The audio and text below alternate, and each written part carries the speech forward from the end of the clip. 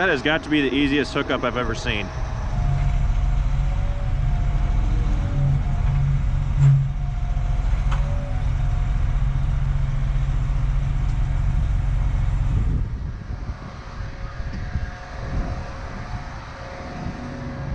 Hooked up and ready to rip.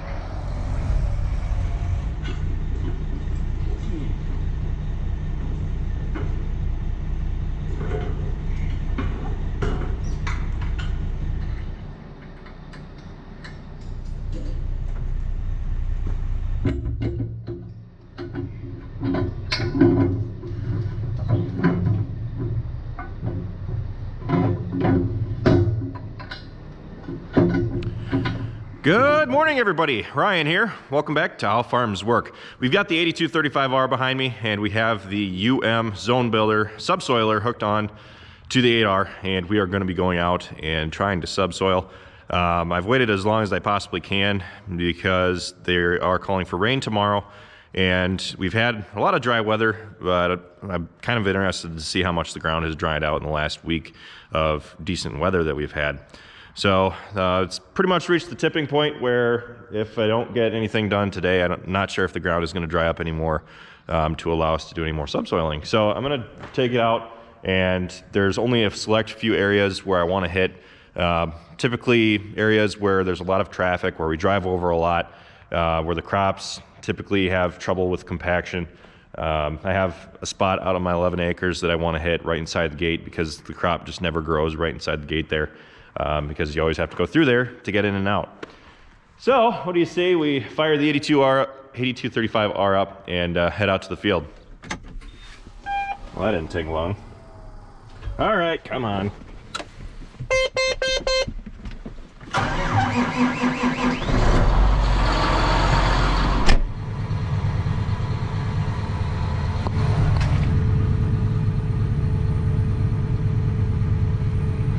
Before I get too crazy, I'm gonna do a little test run out here in front of the bales just to see how this works. All right, we're gonna be taking this nice and slow. I'm just gonna do a pass through here.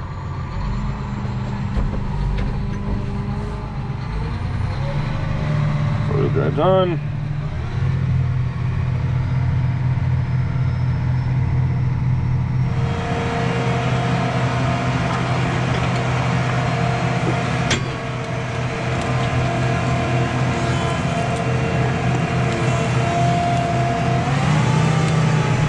The 82 really doesn't seem to have much of an issue with it. It seemed like we were slipping a little bit, but it's only because the ground is just a hair wet in some spots.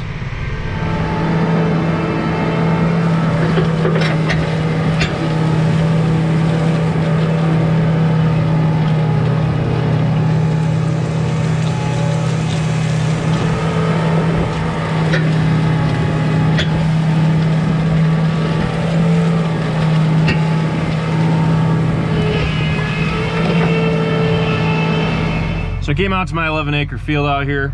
There's just one spot that I really want to get. I'm probably going to do a lap around the outside of the field. But from what I'm seeing, it's still just a little bit too wet, and I don't want to be doing this too much if it is too wet. So I'm just going to do a lap around the outside of the field and see how it does. Yeah, this field has some rocks in it, so hopefully I don't hit any, but just in case it does, we've got those auto resets back there that should reset if we happen to hit anything. So let's go ahead and make a lap around the outside of the field. Green and red, we're in the Christmas spirit. Are you?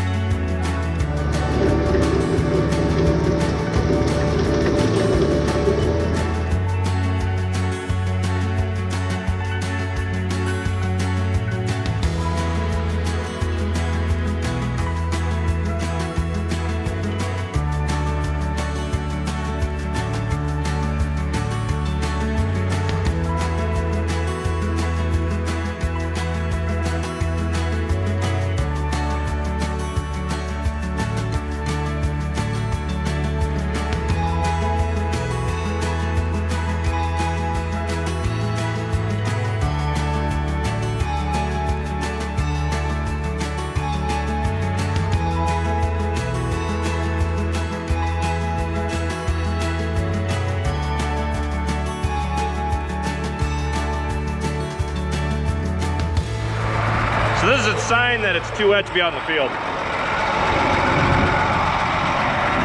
Yeah, those are duals. Unfortunately, since it's too wet, I'm not gonna go crazy and try to subsoil everything. There's just one spot that I really want to get up at the Burton farm. It's where we were loading. I want to rip that just to kind of tear up, get down deep from where we were running over, because I know there's going to be a ton of compaction there.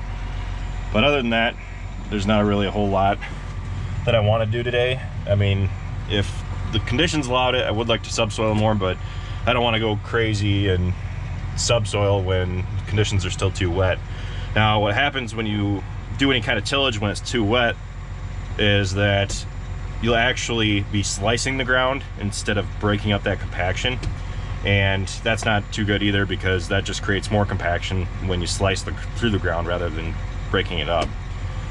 So I know that in the drier spots or more frozen spots that it is breaking up the soil, but it's the wet areas, like especially right here in this 11-acre field where the cows were walking around right inside the gate. They've been running around and going right through here because this is how they get out there. So there's been a lot of foot traffic through here.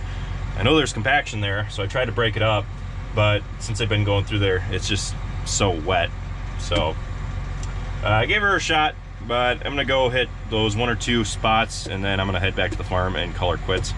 Then drop this off, because Travis still wants to do some VTing this week. I think we'd be okay if we ran the VT, because if we're trying to knock the stalks over, it wouldn't be so bad, but we'd still have to watch for plugging out the rolling basket on the VT. So, keep her rolling.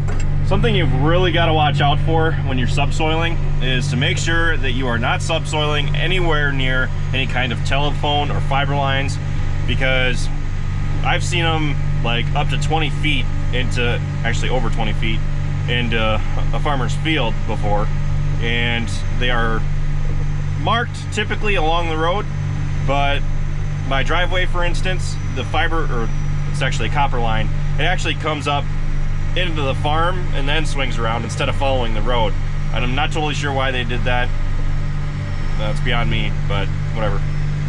It's just something to keep in mind, because if you happen to hit one of those lines, it is extremely expensive to repair.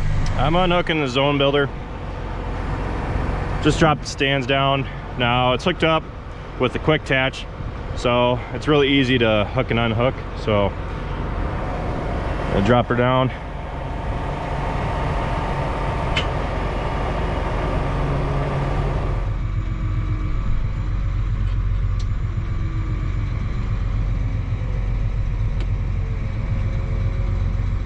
I got the 82 back in the shed. I gave the zone builder a quick wash down, as well as the 82, just to get it all washed back off, because we brought a lot of mud back with us. So we gave it a shot, albeit that we couldn't subsoil as much as I would have liked to. It's just way too wet out there. We aren't gonna be able to do as much as I hoped we would. But we gave her a shot, and we found out that just a little too wet, and I don't know if that's gonna change much. So that's pretty much it for this video. If you guys want to learn more about the zone builder, go into the info card up here. There will be a link to the previous video where we had done a walk around on it, talking about what subsoiling is and what this unit is all about. So anyway, thanks for watching, guys. Be sure to check out all of our other videos. Be sure to like, comment, and subscribe. And be sure to check us out on Facebook, Instagram, Twitter, and Snapchat, all how farms work. And with that, we'll see you next time.